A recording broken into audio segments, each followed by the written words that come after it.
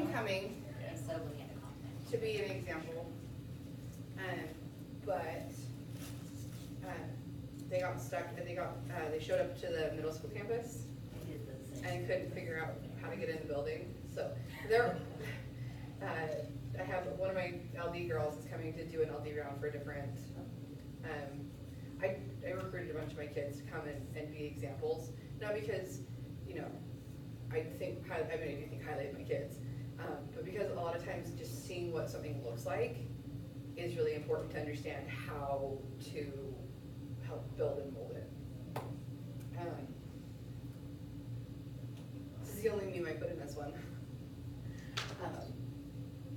But it's a classic. In this session, we're going to talk about the coaching of Interps and POI. Interps and POI have really similar coaching structure, so it works really well to do stuff together with it. POI for or anyone familiar? When I use the term POI, okay, cool. There's some things that I'll reference that are specific to POI, and there's some things that are not, like that I'm referencing that are just interps, but a lot of times they blend really well together and it doesn't really matter. The girl that I have coming to do our example today is going to do a POI for us.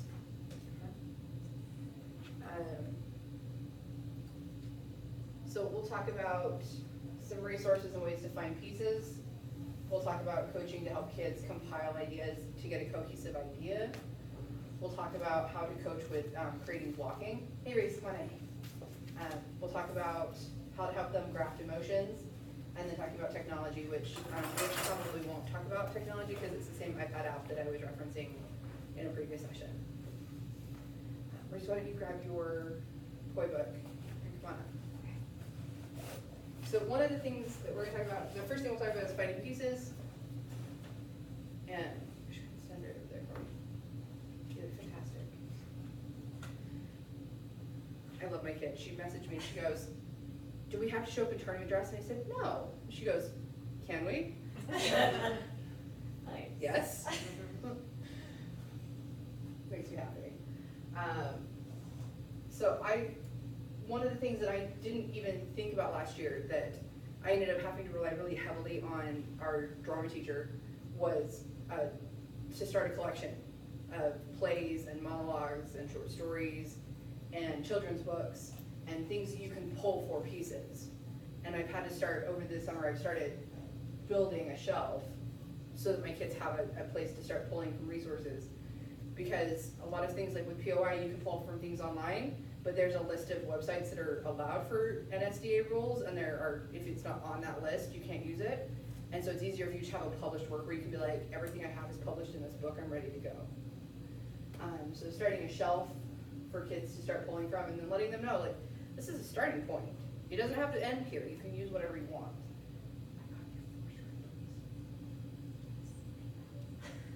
I need your favorite, huh? Don't be afraid to collaborate with your drama teacher. I had an agreement with our that's when you bring them cookies and you say, I'm so sorry, like I hear that like in the past there hasn't always been a really great communication, but I'm really excited about the idea of being able to collaborate with you guys, and I wanted to make sure that I got off on the right foot. Cookies. I'll give it a try. Apparently in the past it was very territorial, and like she has her kids and they're not allowed to do debate. I think that you start a shelf. Okay.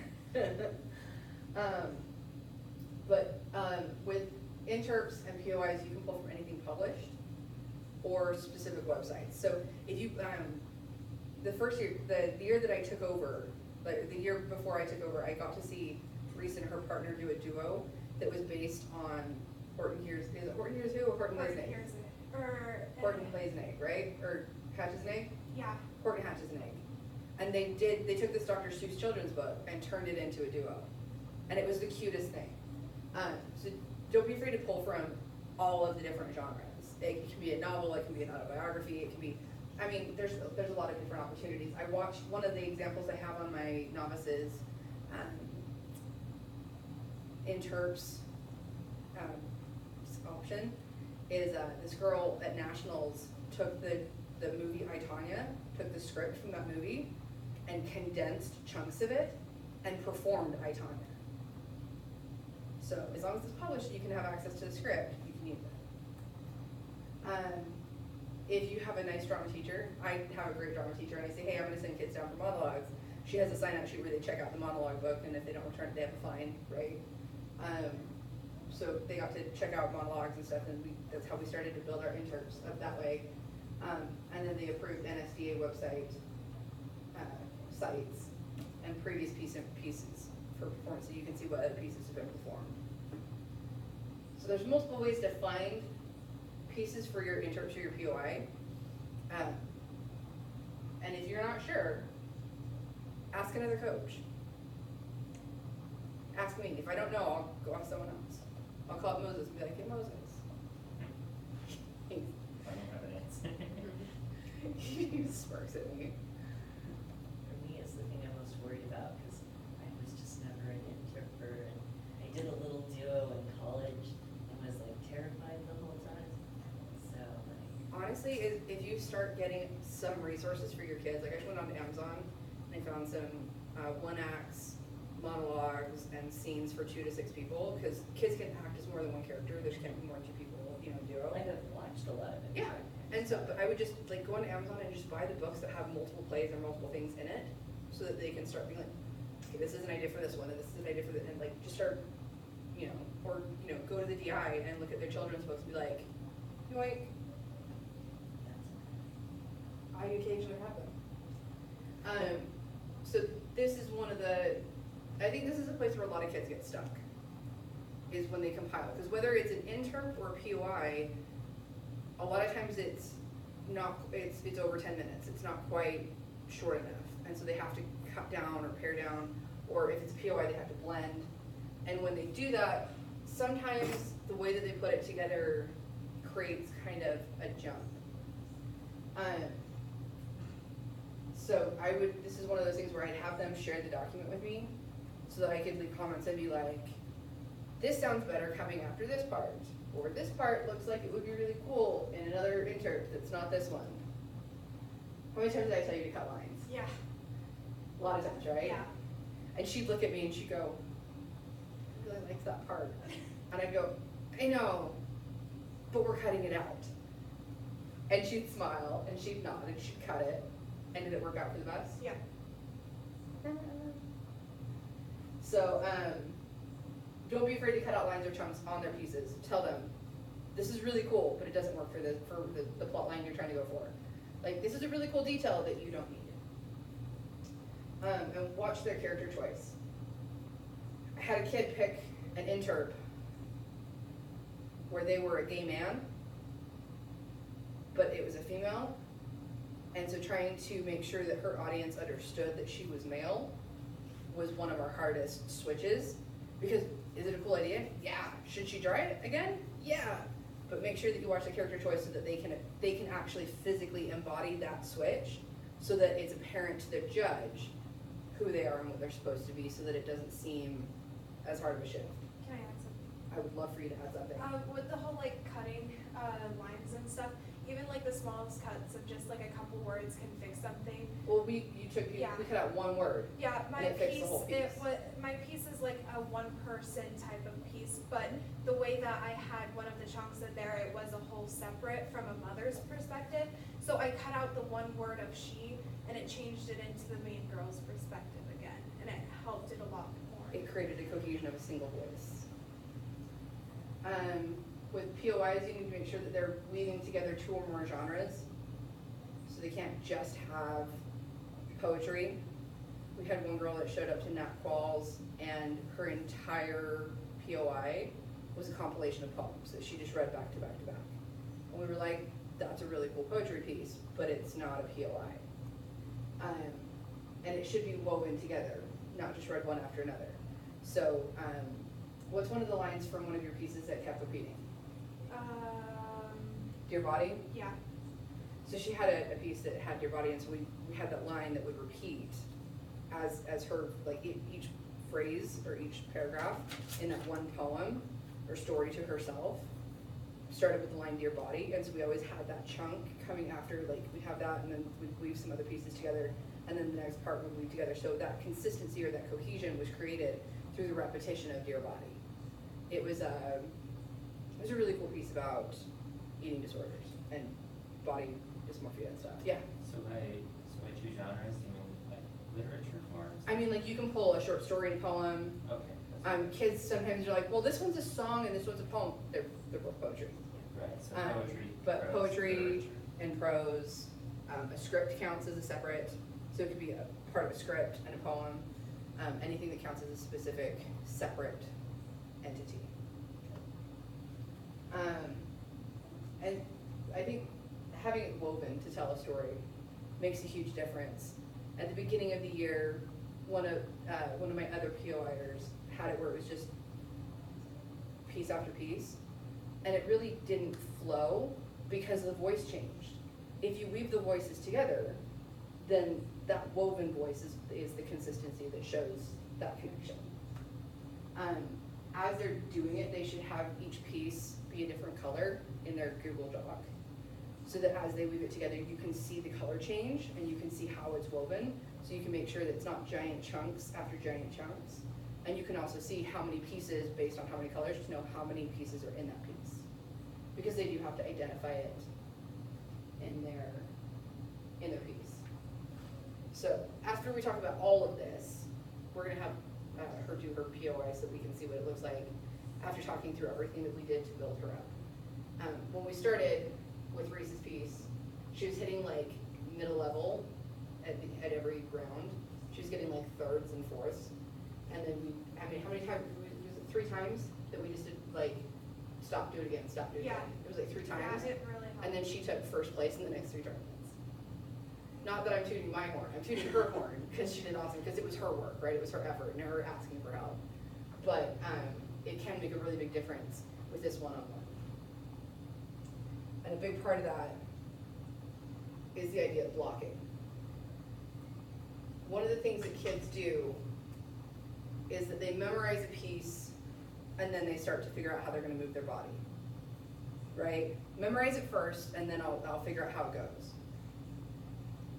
And if you memorize it first and then you figure out what to do with your body, your brain's trying to remember 2 separate pieces of information at the same time. If they're memorizing it while doing the action, that muscle memory is inherent, and that comes with tone as well. Like if they go full out with characterization, every time they do that piece, that line, as they come out, will always come out with that tone and that action, because that's how their body memorized it. So it's okay to have kids, after they have their piece compiled, before they're memorized, work with them on blocking, and have them do it with a script. Stop them frequently and be like, stop. You just said that you wanted to do this, and your anger isn't that high yet. Or you seem really angry and I don't think we've built to that yet. Or, you know, I don't know that you're supposed to be as sad as you are. You know, things like that. How many times did I change your voice characterization or movement? So many times. Every line, right? Yeah, and like me and a couple of people at Nationals were talking about the dramatization of it is so much further than you would think. Like I thought that I was doing pretty good at taking emotions to like an extreme, but you want it to where if you were to act that way in real life, people would think something's wrong with you. One of the things that you need to be okay with is to be like, you know what? I know I asked you to do it that way. I don't like it. Let's try it a different way. And it's okay to, but I mean, you know, be transparent about it. You're like, you know what? I thought in my head that was going to be a really cool idea. It's really not. Like, we're going to change it. And then make sure that your kid knows, like, I can see in your face that you're trying to express this emotion, but it's not coming out that way. So let's do this different action to try to and reflect the emotion that you from your head to your face. Sorry, I'm trying to go a little bit faster because we started a little late, and I think we have to be out by like 12:55. So I want to make sure that we have time to hear the piece. So part of blocking should be the grafting of emotions, and I use the word grafting because it's, you know, it's fake. It's, you know, it's an implied deception. But that you need to make sure that their tone and their emotion are blocked with their movement, so that it comes out, and that's the way they memorize in their head, that's the way they hear it, that's the way it comes through, so that it's easier for their body language to show it what they're intending. I recommend doing it with them doing it in the mirror or recording themselves so they can watch it back. They will hate it because it makes them uncomfortable, and it's how it'll make them better, because you don't grow when things are easy, right? You grow when you face challenges. So push them to do it in front of peers if they're not willing to do it in front of a mirror. Or push them to do it in front of, like, recording a video and sending it to you so that you can give them feedback that way. Because the only way they're gonna grow and learn is if they're watching themselves. Because a lot of times what they see in their head is the movement or the emotion they're portraying isn't coming out the way they think it is in their head. And then continue to stop them and get them to reblock it, so they're memorizing it with their expression. And that way it locks it in, so it's harder to change anything because they've locked it in. Once they memorize something, getting them to change the way that they say it, or like with the tone or the emotion or the facial expressions, it's a lot harder once they've memorized it because their brain has locked it in a certain way. Questions? No?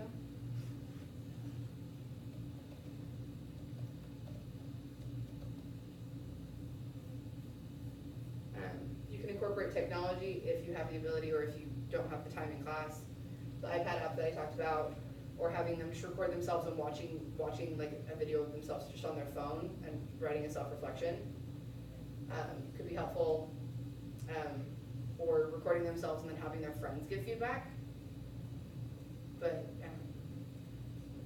incorporating technology at whatever level is comfortable for you. And I think that the Ed Puzzle would work for that as well, don't you?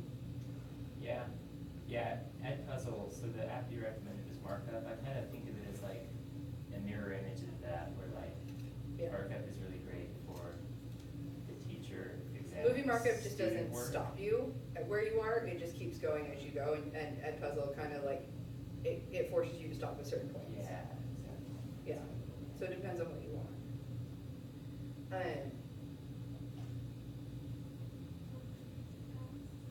Anyone else have any ideas for things that you could do? Not for incorporating technology. Anything?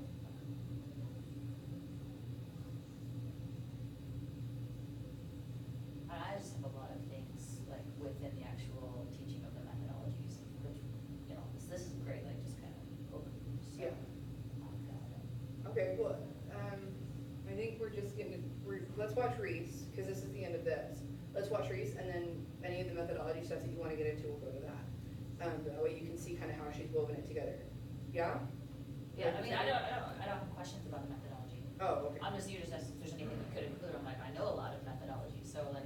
Yeah, okay, so let's do a share out Sure. after. Quick Okay, one. cool. Yeah? Yeah, I just had a real quick question Yeah. about licensure in general. If it's a Utah thing or not a Utah thing, the imaginary box. The 3-foot box used to be a rule, Okay. and it is no longer a rule. Okay. People cannot touch the floor and stuff, like, or like, not like lay on the floor, but like, Yeah, but like, if you have like a date and you like, like, it basically turned into the drama rules.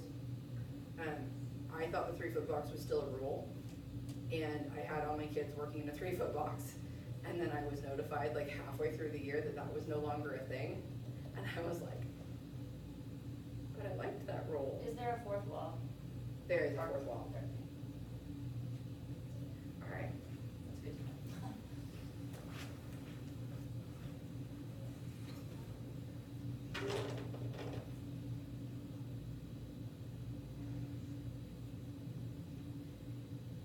Dear Roddy, I am sorry.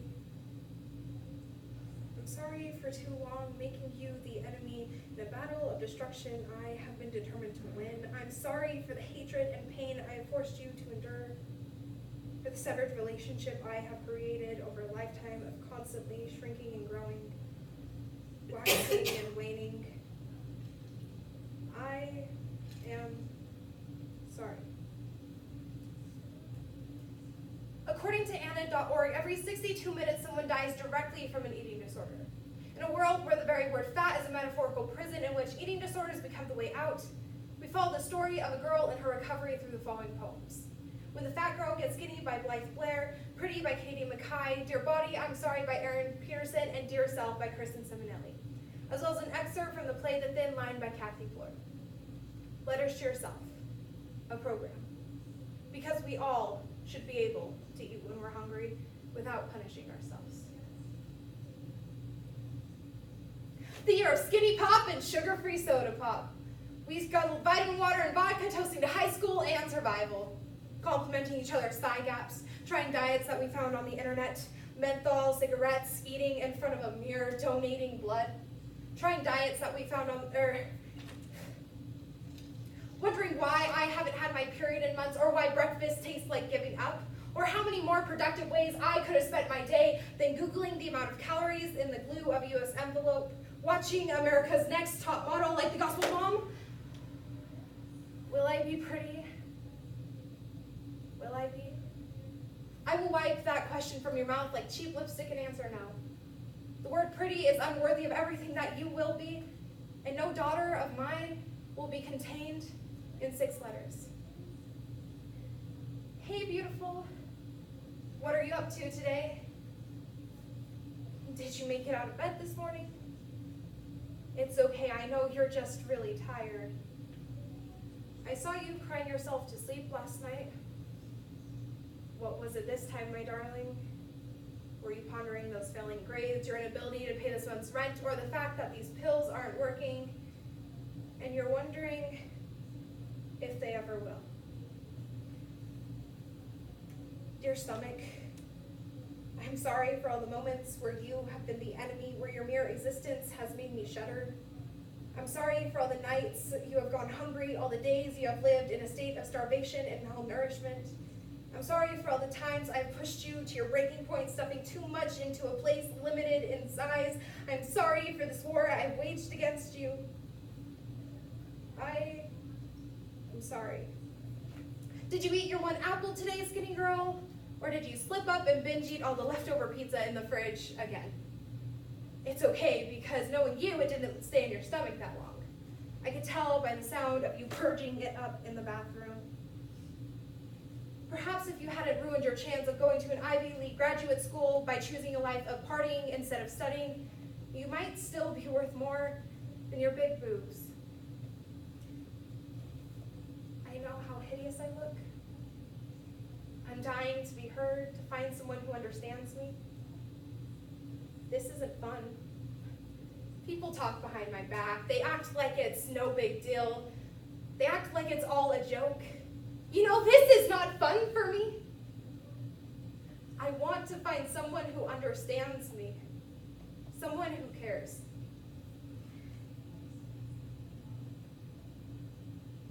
The medical term anorexia means absence of hunger or appetite. But you and I alone know that that's not true. You are extremely hungry. But you're willing to deny yourself your existence. Watching America's Next Top Model like the Gospel hunching naked over a bathroom scale shrine, crying into an empty bowl of Cocoa Puffs. Because I only feel pretty when I'm hungry.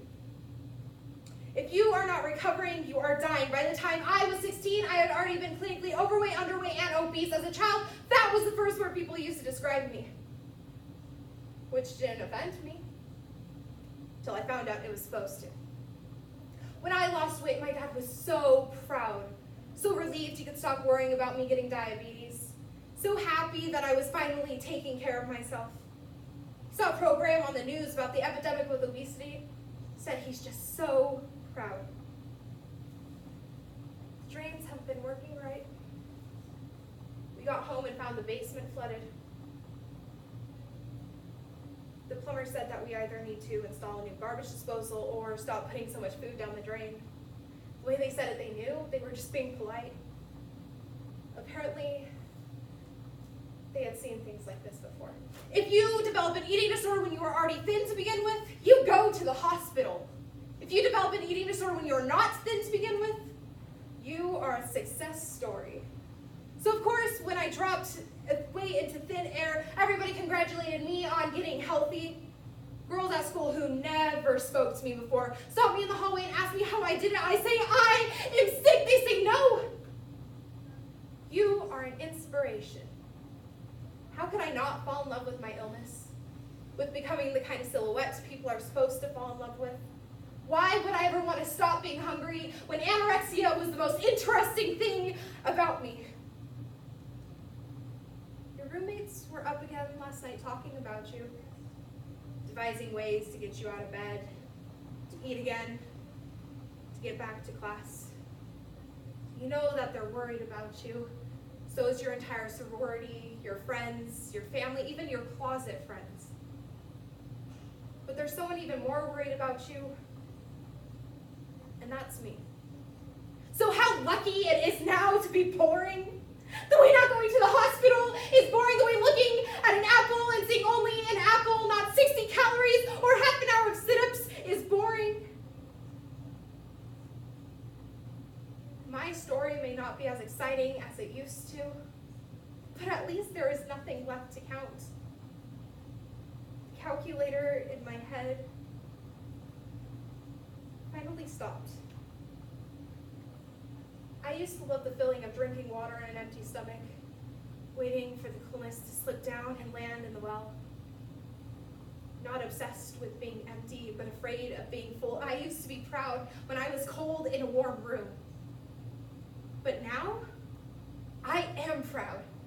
This was the year I finally ate without punishing myself. This was not the year of revenge. I am proud because this is the year of eating when I was hungry without punishing myself, and I know it sounds ridiculous, but that crap is hard. I'm the girl you never thought you could be. I'm here to tell you, to give you a wake-up call about this life that you abhor so much that you're so desperately trying to find ways to leave it. I'm here to tell you to stop immediately. Right now, it may feel as though you have every reason to give up. But believe it or not, in a few short months, you will have every reason to stay. Dear body, you are not the enemy. You are not the reason for destruction. You are the source of my strength, the place in which my soul resides. You are my outward appearance of my refusal to be defeated. You are not meant to be my battleground, but rather my parade. I'm sorry it's taken me so long to get here. I'm sorry there's still so long left to go. I am sorry. You will be pretty intelligent, pretty amazing, pretty creative, but you will never be merely pretty. You are so much more than Photoshop bodies. You are a spine that gets you off the ground when you are ready to fight back. You are legs that walk away when enough is enough. You are the arms that reach out when you need somebody, and the heart that loves them. When I was little, somebody asked me what I wanted to be when I grew up. And I said, small. Thank you. Thank you. So what are some things that you noticed? Or some things that were like, oh, that's an interesting way to put that. Oh, anyone have any aha moments? Aha.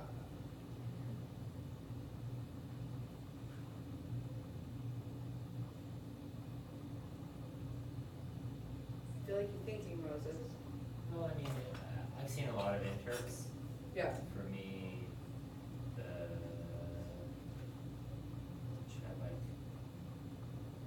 question is like taking a student who's new to oral interpretation and helping them get there. So I don't know, I guess what I'm interested in is the process Yeah. more than the end result. So I don't know if I could formulate that into a very specific question, but if you as the author and performer of it wanted to talk about that, I would be interested. Sure. But Like, did you start with a theme, or did you start with a poem that you A lot of people do it differently. Some people just write down a whole bunch of thoughts that come to their head first. I knew a guy who wrote down a whole bunch, put numbers next to them, and then rolled a dice to decide because he couldn't figure out one. this topic, I was just going through some poems that are NSDA approved and found one that I liked and found a topic for it, which was eating disorders. And then I went off of that and just found a whole bunch of other ones and then compiled it. I think the hardest part for most people is cutting it into a way that works. And I think one of the main things is you have to find a way that works to you, the performer, a way that you connect with. Because if you choose a topic that you don't connect with, you're not going to be very passionate about. But also if you find a topic that you connect with too much, you're going to be overwhelmed by it. So, Or you take it too personally and you're not Yeah. willing to cut things out. yeah, and, or if you get constructive criticism, you're going to take it, Personally. yeah, because it's a topic that you're very passionate about. So that's something that a lot of people try to stay away from, and some beginners don't realize, and then they go to tournaments, and I feel like the judge can really notice that. I think it's just finding something that calls to you. A lot of the times just choosing it is just going through poems that you like, poetry that you like, and finding a common theme. Like, we'll go through poetry that we don't even have an idea of what we're gonna do yet, but then we go through poems that we like and we find a common theme throughout some of them, and then we just pick that and then go off of that. So did you try to tell kind of a story Yeah. through the process? I mean, So some people take it more as an oratory type event and try to persuade the audience to do something and have a call to action, which is one way to go about it. Or the other way is to tell a story throughout it and have it be a narrative. So like mine was just the story of a girl from beginning to end of her recovery and the disorder. Other people will have things like why this shouldn't be, or what you need to do to help change this part of the world. It's all whatever your type of style is. It depends. If it's somebody coming from oratory, they'll probably like the persuasive side more. If it's somebody just from like drama or interps in general, they'll probably like telling a story more. That's one thing though that I think a lot of beginners don't realize they can do is just tell a story. You don't always need to have a call to action. What's that? But I think there kind of was one though. Yeah. You're telling a story, but there was a point to it. Yeah, there's like, so- their There should always stories be a have to point. have a Well, point, but yeah. like, there's, like at I know nationals. it's not a direct call to action, but you Yeah. know, it's out there as, you know, hey, look at things a little differently. Yeah, If you can walk away feeling something, I think that your POI has done its job. yeah. are there? Or intern. From, because you've been in a lot of rounds, are there themes that you see very commonly, like overuse that we should stay away from? Yeah. Really depressing topics are really, They're super common. yes. Do Girls, they So, win? girls try Do to they make win you those? cry. Yeah. that It's their it's, job. I think that's one thing about POI that's good is you can have, like one thing that I noticed about nationals, everybody who made it to the final rounds or like semifinals, even if they had a super depressing topic, there was always a comedic piece in it. Which is something that I think my piece was missing and a lot of other people don't realize is you can have a depressing topic or a serious topic and still have a comedic, lighthearted piece in it. Because if you have a judge that's sitting there and is watching one about suicide and then eating disorders and then bullying, and then you go up there and you give them a fun one, it's gonna be refreshing. And it's memorable. Yeah. It's the relevance of comic relief. Yeah. Your word. Yeah. I think that's true for all of the speech stuff, including oratory Yeah. and things that are, kids, especially high school with all the hormones, Oh, yeah. especially females, they want to be as emotional as possible. They overload the pathos to the point where your ethos and logos are almost non-existent. Yeah. And finding a balance with your comedy and your drama with your ethos, pathos, logos will always benefit you. This is not the oratory So- session, but I always tell my kids that they can't do pity speeches. Yeah. And I think that rings true with interps and POIs as well. Like, I don't wanna hear you give a pity speech so that you can try to like make people feel bad Right. for you so you get a win. Like, you should win on your own merit, so don't pick something that's so overly dramatic to try to get the shock value win. Your performance should give you the win, not the shock value of the topic. So is it at the speech and debate website, under the resources, is that where you find the approved list? Yeah. It'll give you an approved list of websites. Oh, okay. There's a lot, so, It's a large list. Okay. So I don't look to see if her pieces are on it. I look at her and I say, make sure your pieces are on it, Right. you know, and then, So all of the pieces have to come from that, or just? yeah. Yeah. From that Or or, published work. yeah, published work that you own. So if you, Or. you have That to show, or. yeah, So I could do anything in the world as long as I own it. yeah. Yeah. If I have, okay. I And thought it's there were published. approved lists. It has to be published. Right. Like, Like I had, any right after I got out of high school, I judged an HI, and it was a version of Dorothy and the Wizard of Oz that her coach had written. And I'm like, no, that doesn't count, so.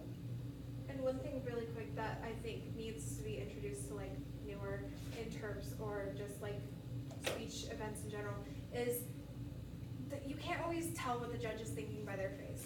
So some people will walk it around and be like, oh my gosh, they didn't cry, they hate my piece, or they didn't laugh, it was They must hate horrible. me. Yeah. A lot of judges go into a round thinking that they have to have a stone solid face or poker face so that they don't show any favoritism to any of the pieces and bring anybody else down, which is good in some aspect, but then people walk out thinking that they did horrible.